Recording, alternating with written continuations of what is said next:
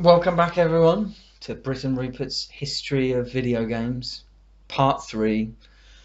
And we've got to the year 1972, no, only joking, and Sega versus Nintendo, also known as Mega Drive versus Super NES, also known as Sonic versus Mario. But there's much more to it than that, isn't there? Yeah, it's never the Master System versus anything, is it? I once heard a such than that. Actually, we talked last episode about the Nintendo Entertainment System, which Sega did try to rival as well with their Master System, as you rightly mentioned, but it didn't really make an awful lot of impact. It was released at a really weird time because it was, if you think the NES came out in 85, and as you said last time, it hit its peak in 87. I think the Master System was released in like 86 or 87. Right. And it was sort of, it was weird because it was better graphically, and I think it had the high quality sort of sound chips.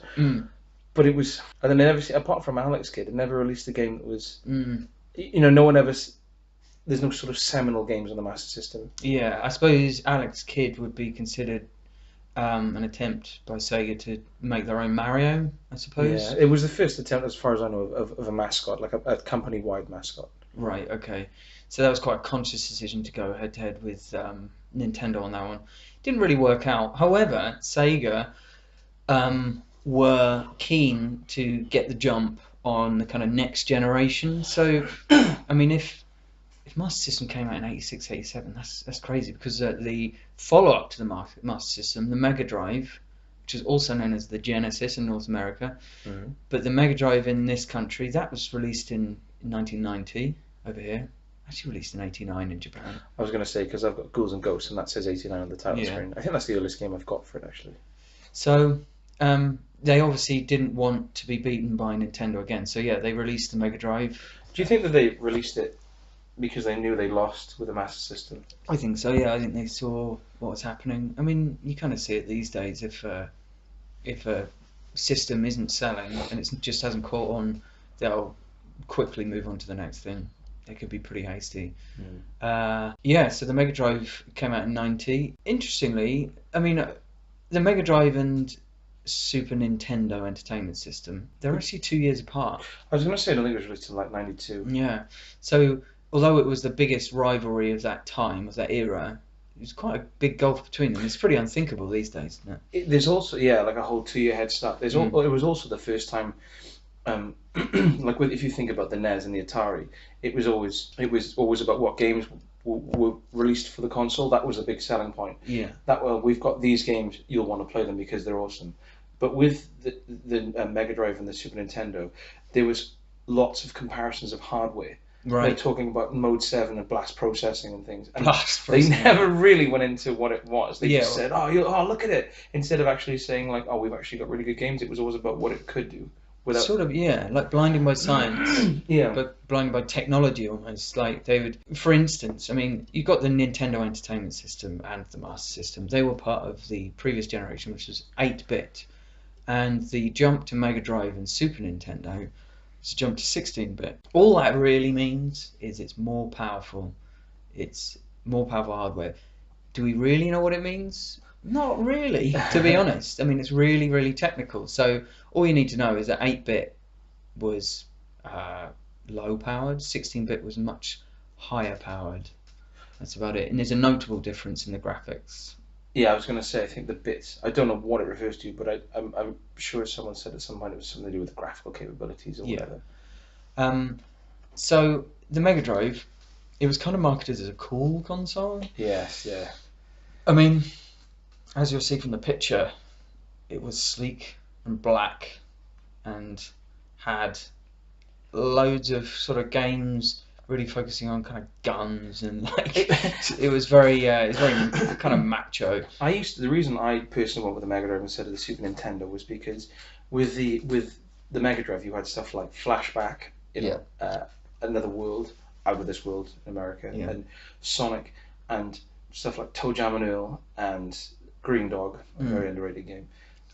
You'll never get past the water level. So they were sort of. I mean, I was a teenager at the time, so I thought, oh, this is cool. These are games meant for adults almost. But then although I now understand, you look at the Nintendo at the time before the SNES came out, and it was stuff like Mario, Zelda, Kirby. It all seemed very aimed at children because the Japanese culture with the games is so colourful and bubbly and quirky. It made me feel at the time, oh, that's more of like a child's console. Yeah, I mean, I remember at the time a sense of, because everyone I know had a Mega Drive, and there was a kind of sense of the Super Nintendo being for kids, really, and like it was cool to have a Mega Drive. Ironically, the Sega mascot did turn out to be a cartoon, after all, and it was a hedgehog called Sonic. Describe Sonic the Hedgehog, the game. The game. Yeah. It's a platform game. So many of them were. Yeah, not made by Ocean Software. It's a platform game, and you play a blue anthropomorphic hedgehog who it's all about speed, really.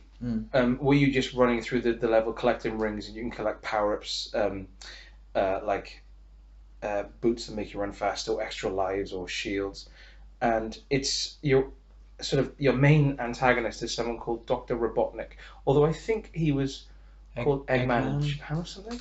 Yeah. But yeah, he would basically roboticize the sort of animal friends of Sonic, and you had to work through the level to sort of beat him in a boss fight, and then you'd free a load of the animals. Again, when you describe it, it does sound very childish. Yeah, well, it was quite childish.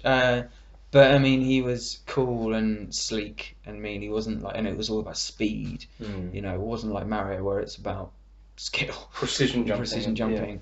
Yeah. Interestingly, hedgehogs are actually quite fast, which is really, yeah. They can run about 6 miles an hour. Yeah, but it was kind of ironic that their mascot was in fact a cartoon character itself. But I mean, if you look at some of the other kind of key games, you can see where the kind of darker elements really came to the fore. So you got like stuff like Streets of Rage. Can you describe Streets of Rage? Streets of Rage is, again, it wasn't really the first game of its type. I suppose that was Double Dragon. Yeah. You had Vigilante on the Spectrum, but it was a sort of 2.5D side-scrolling sort of brawler, which means that it's somewhere between 2 dimensions and 3 dimensions. So it's basically a platform game. You can move up and down the screen slightly. Yeah. And they had other games before it that were sort of Final Fight, Captain Commando. There were a load of. I do love this sort of style of game, but with Streets of Rage specifically, it was you basically, there's some sort of tenuous story, like you're there to destroy a crime boss. It could be any 80s action film, and you go through construction sites and sewer systems and streets, and in the second one, baseball stadiums. When what they really should have done is looked at the biggest tower in the city and got in a taxi straight to it, because that's where it ends up. Fighting in a lift and then kicking him out of a window. It was great multiplayer game, so you could play alongside friends. You could choose multiple characters if they can jump different heights or have different strengths or speeds. On a similar note, there was Golden Axe, which was pretty much like Streets of Rage, really, but just medieval, like a fantasy medieval sort of. And so they're quite. I mean, stuff like Streets of Rage had really kind of full-on techno music and stuff like. It wasn't kind of like your typical blippy, happy joy. Yeah, it was a full-on. It was like a proper, like frantic soundtrack to the game. So it was very kind of cool for the time. And then I suppose you had something like Mortal Kombat, which was a famous kind of rivalry in terms of the versions on the Mega Drive and the Super Nintendo. The fact that on the SNES there was no blood. Yes, yeah. And that kind of reinforced for people, you'd have, I remember it, you'd have people with the version on the Mega Drive where there's actual blood. And I think there's various other things that are on the Mega Drive that aren't on the Super Nintendo. But then in the sort of school playgrounds, they'd be saying, "Oh yeah, you've got the wussy version and no blood. It's not the proper version." I mean, it was a bit silly. I think Mortal Kombat was quite infamous anyway because it caused a stir in various newspapers like Daily Mail, etc. Because it was just horrifically violent. Supposedly, it looks ridiculous now. I mean, it's not. Oh yeah. It's silly. And in all fairness, when you were playing it in the arcade or playing it at home, I could never do a fatality. No. It was a preposterous move to do them. I could never understand them. Yeah, the kind of fatality moves were kind of finishing moves when you'd beaten your opponent, where you'd end up like ripping out his spine or something. It's not nearly as gruesome as it sounds because the graphics were digitized, sort of. Yeah.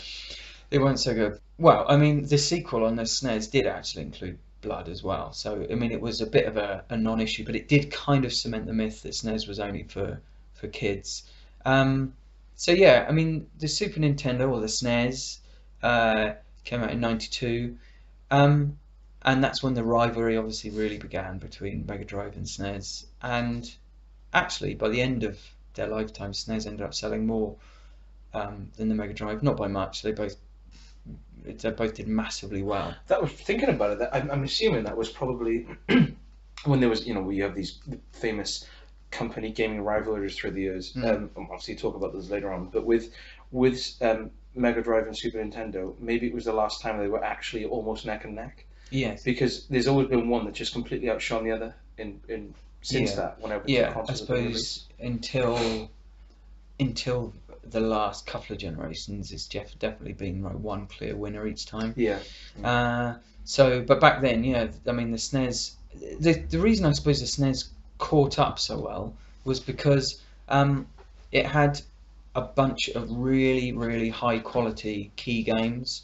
I mean, obviously, and in franchises, that's what I really mean. So you had stuff like obviously Mario, for instance, and Super Mario Brothers 3 is still one of the best platform games ever. It's so tightly designed. You got something like Donkey Kong Country. How would you describe Donkey Kong Country? It's another platformer. Yeah, there's a theme here. Donkey Kong Country was a platformer. It was quite a jovial game. But much like games of that ilk, it would start off sort of really charming and easygoing, and it would turn thunderously hard in later levels. Yeah. It's quite hard to explain it because the graphics were different to Mario. They were sort of almost digitized. There was I don't know how you describe it. I guess it was more like watching like a cartoon almost, and it was sort of a bit more, I suppose, I don't want to say more realistic, but much more detailed. And they were kind of... It was more zoomed in as well. Yeah. They were very close to the action. It was a different kind of game, but it was, again, very tightly designed. And then you had The Legend of Zelda, A Link to the Past, which is considered one of the great role-playing games. I suppose now is a good time to explain what a role-playing game is. How do we describe what a role-playing game is? A role-playing game is where you basically start off with nothing. I suppose nothing. Yeah, it's much like life. A naked man in a field. I suppose, regardless of this, you've got isometrics and text-based. There's so many different types of role-playing games, but essentially the basis is you start off as a man with a single mission. Yes. And then you do sort of side quests around it and build up your character, which is something that doesn't really happen in platform games. You sort of level up and get better armor and weapons. I always love that side of it. Yeah. And get money to, and the game unlocks as you reach certain points. So as you can imagine, there's greater kind of depth, whereas in something like Mario Brothers, you'll just be kind of jumping on creatures' heads and you're just becoming more skillful, whereas in a role-playing game, you'll actually be building up skills within the game, so you're becoming more armoured and we should really powerful. touch on talking about role-playing games is with the Mega Drive and the Super Nintendo, you could actually save your game to the cartridge, which was such a plus. As anyone will know who has played Super Hang-On the Mega Drive, and the passwords, the 5s look like S's and O's look like Q's, and they're about 60 digits long. That's astonishing. Yeah, you used to have password books as a kid. Yeah. We'd have, and of course, if you've written 5 instead of an S and you've got bad writing, you're lost. I mean, actually, the Super Nintendo was kind of defined a lot by role-playing games. I mean, it had some, especially in Japan. Yeah, I mean, Final Fantasy 3, I think, would be the one to choose out of a lot of them, which is actually apparently Final Fantasy 6. Don't ask me about the chronology. Yeah, it does lose itself. So, but Final Fantasy is quite a famous series of games which has changed over the decades, and there's been a couple of films based on them. But basically, they're these vast games. And I suppose the idea is behind the role-playing game in general. For me, it's about being able to make choices. So I think if it's a kind of non-linear aspect to it, I can go here if I want to, I can go there, I can level up my character in this way or that way. So yeah, and that's really, SNES kind of excelled in that sort of things. Secret of Mana was another big. Secret of Mana, yeah. Some classics. Earthbound. Yes. There's a lot a lot of really, really classic games. So overall, in terms of the SNES versus Mega Drive, it is what's known as a dodo bird verdict, which is a reference to Alice's Invention in Wonderland. Okay. Everybody has won, and all must have prizes. That was the idea behind that. They both sold about 40, 50 million each, consoles. Is that worldwide? Yes, which seems quite small compared to nowadays, but well, I mean, obviously since then it's become like a big business. I suppose with before we sort of move on with the Mega Drive and the Super Nintendo, it properly came down to they both had very different. There were a few games that were cross-platform, but it was very much, a lot of exclusives and based very much on the gaming library that you particularly wanted, the style of games that you wanted to go with, and then with later sort of consoles. Obviously, there's subtle differences in the power of the consoles, but mostly the gaming libraries are mostly interchangeable. Yeah, there's a lot of stuff which is just the same sorts of games, same game series on each one, because it maximizes profits, doesn't it? Yeah, it's all about profit. It's not actually a very good business model to have purely exclusive stuff. I suppose back then, if you've got half the market, which is basically what was happening, because there really wasn't much else around at the time. So, I mean, whilst the Mega Drive was obviously selling all these numbers, at the same time, Nintendo wasn't sitting on its ass. I mean, it was releasing the Game Boy, which came out in 1989, and I think it's still there. That did pretty well. I think it did okay, and I think the Game Boy line, I'm pretty sure, is their best-selling console, as in terms of the whole series of them. Maybe the Wii's taken over, I'm not sure, but yeah, that was big time, and a massive part of that was because I know that Nintendo released the Game Boy in 1989. When did they get? I'm guessing it was later. The Game Gear was the main competitor. Yeah, no, I was going to say there were also RAMs alongside the Game Boy. The Atari Lynx. There was the Atari Lynx, which was notable for the fact that you could turn it around and play it left-handed. So odd. Strange, isn't it? It's a weird choice. There was there was a Sega Game Gear, which was basically like a Master System, portable Master System, I guess. I think the reason that I honestly think the reason that the Game Boy, because the Game Boy, out of all of the, and I'm sure you'll put some pictures up, it's because of the battery life. Yeah. Like if you've got something portable, you're taking it to school, and of course, rechargeable batteries are quite expensive back then. Yeah.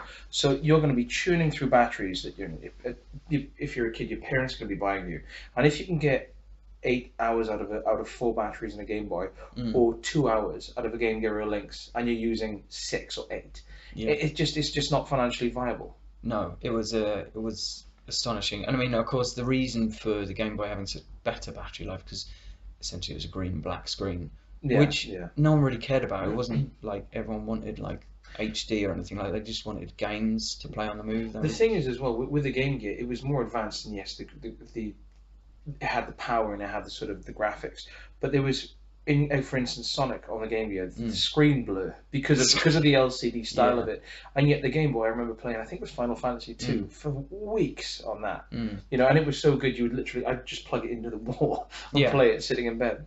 Yeah, it's a great console, and and it's had so many different iterations over the years. You got the Game Boy Color, the Game Boy Pocket, Game Boy Pocket Color, Game Boy Pocket Color, Game Boy Advance.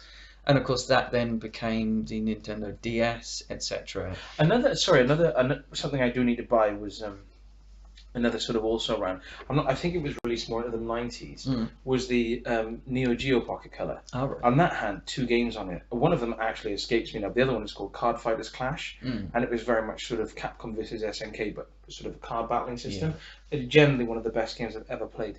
And I don't know why I sold it. Yeah, but I don't know why that didn't take on, because of course, being Neo Geo, it was kind of pretty tasty stuff. It's a funny one. The handheld market is a tough one to really get a grip on.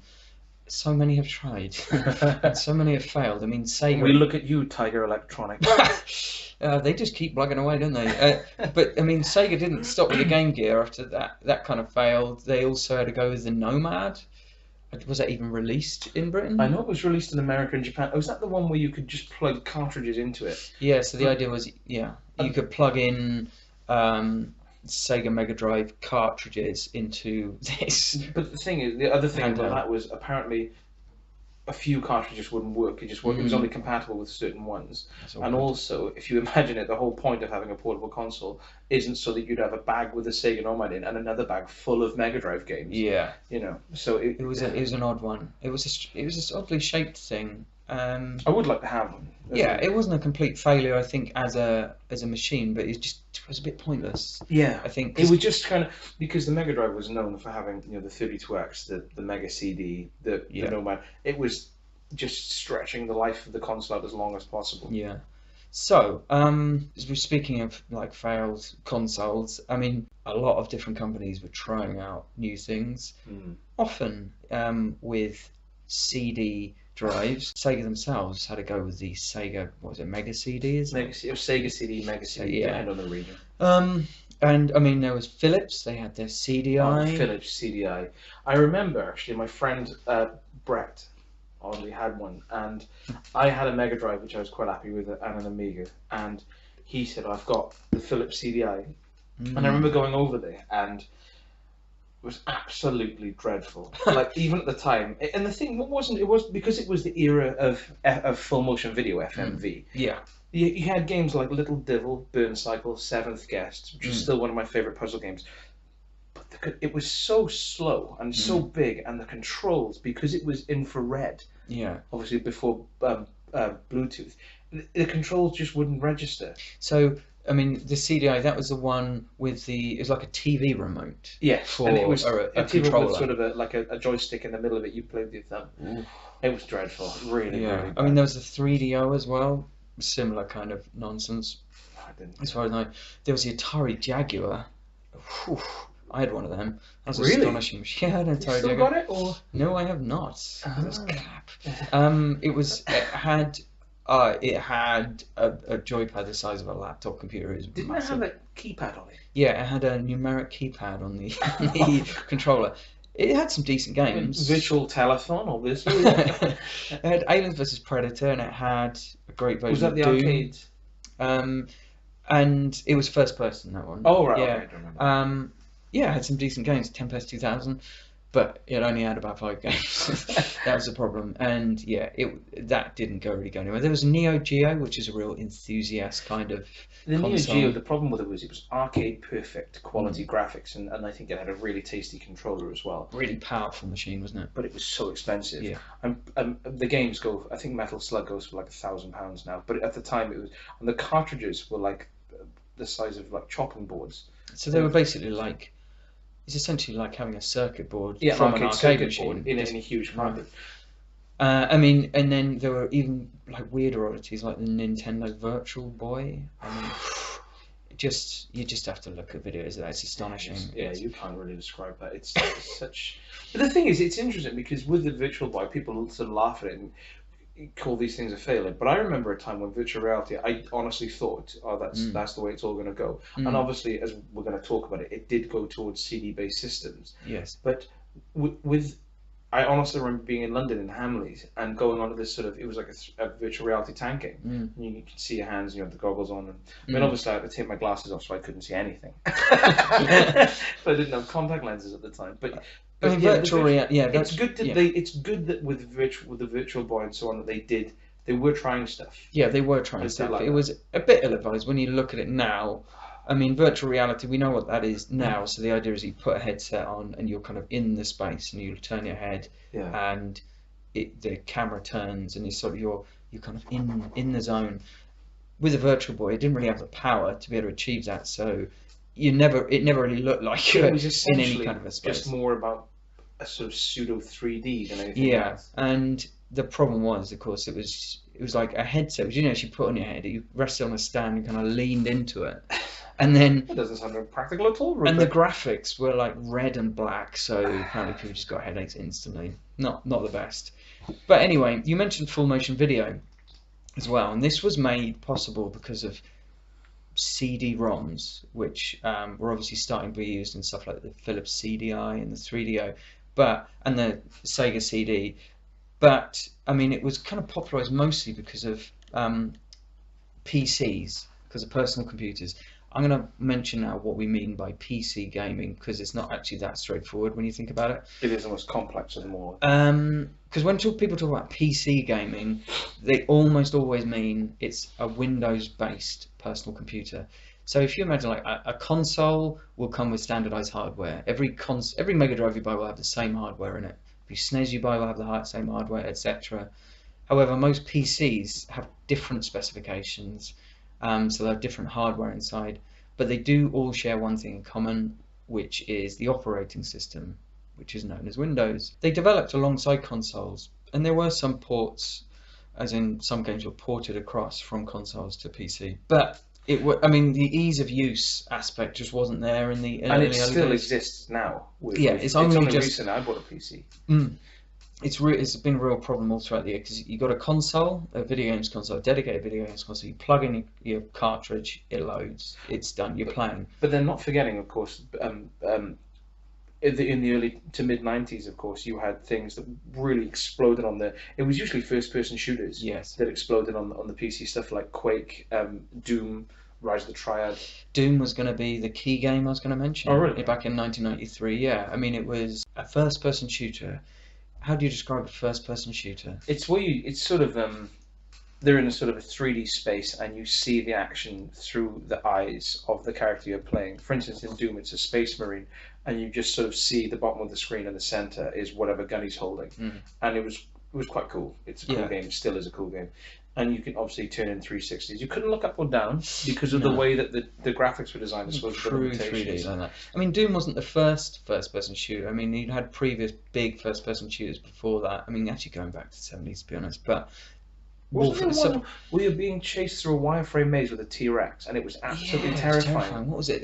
That's like one of the first survival horror games, isn't it? I can't remember what it's called. Monster Maze, something like that. 3D Monster Maze? Yes, 3D Monster Maze. Yeah, and I mean that was what, late 70s, early 80s. But I mean, I suppose Wolfenstein really made the big difference. That was by the same guys who made Doom, but Doom took it to another level, and it was such an immersive, scary, intense game. With really driving music as well. Windows 95 on PC brought PC gaming to a slightly more mainstream audience, but still, and this is where we kind of wrap up this episode, despite the success of Sega and Nintendo and their console war and the rise of PC gaming was still not truly mainstream.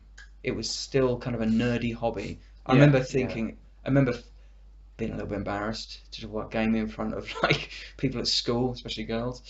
You did play Talmud's Adventure all the time, though, in public view. However, interestingly, now all computer companies are planning for the future at all times. Nintendo were planning something. They were teaming up with a fellow Japanese company called Sony to design a CD-based add-on for their Super Nintendo console. The deal broke down, but Sony continued to develop this idea, this CD-based idea. And I don't know if you can guess, Britt, the name of the console that would result from their efforts. I can. It's the TurboGrafx 16. No, it's the PlayStation. It is the Sony PlayStation, and I guess it would change gaming forever. So we'll leave it there for now. Thanks everyone. Bye. Bye bye.